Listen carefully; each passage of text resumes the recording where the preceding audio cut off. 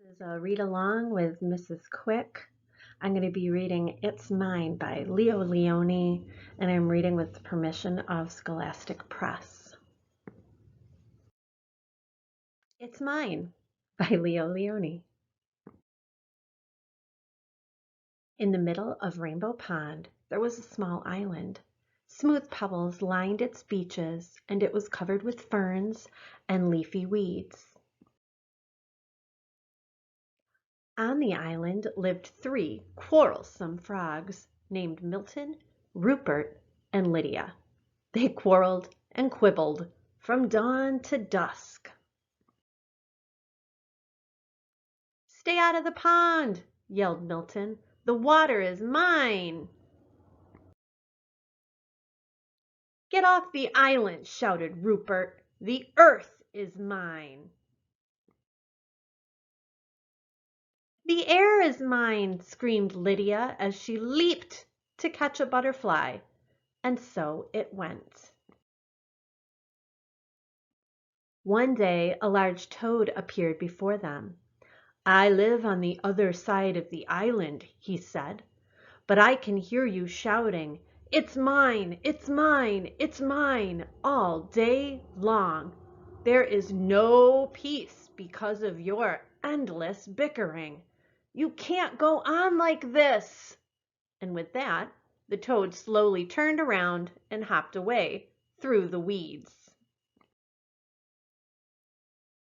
No sooner had he left than Milton ran off with a large worm. The others hopped after him. "Worms are for everybody!" they cried. But Milton croaked defiantly, "Not this one! It's mine!"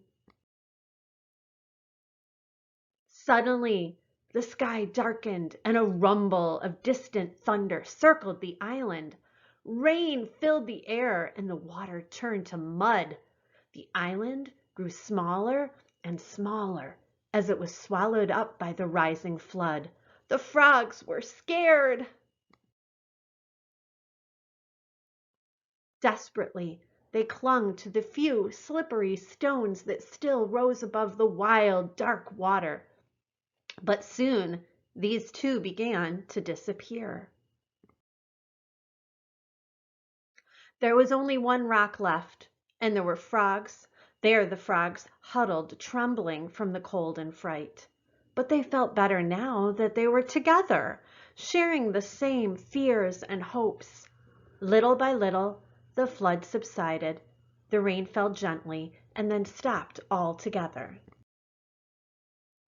But look! The large rock that had saved them was no rock at all. "You saved us!" shouted the frogs when they recognized the toad. The next morning the water had cleared. Sun rays chased silver minnows on the sandy bottom of the pond. Joyfully the frogs jumped in, and side by side they swam all around the island. Together they leaped after the swarms of butterflies that filled the air. And later, when they rested in the weeds, they felt happy in a way they had never been before. "Isn't it peaceful?" said Milton.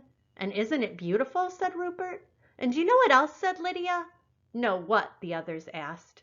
"It's ours," she said.